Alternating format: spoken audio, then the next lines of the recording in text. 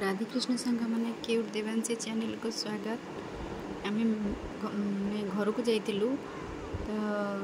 घर को जाइए समय वर्षा होता से दिन संध्यार एमती आम बसता झी मु बापा बो सब बसता नना भी आसिक सागर कथा हो देखते से नना सागर पूरा ताला देख आउ आउ कर कथा होमें कथा सेपटे पुओ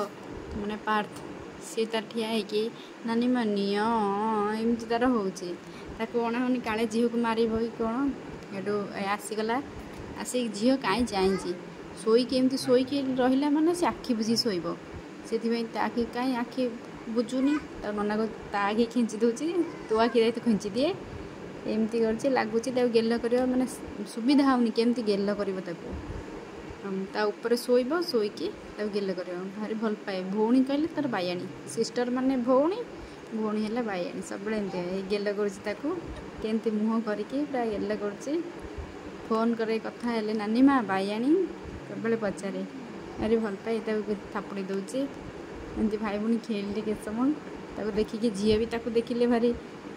कुलकुलु हम देखिले माने खेल ये भी सागर लगुच आम कथबार्ता हेलु बसिक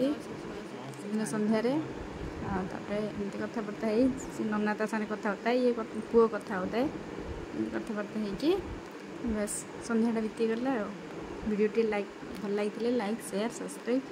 निश्चित करेंगे। जय जगन्नाथ।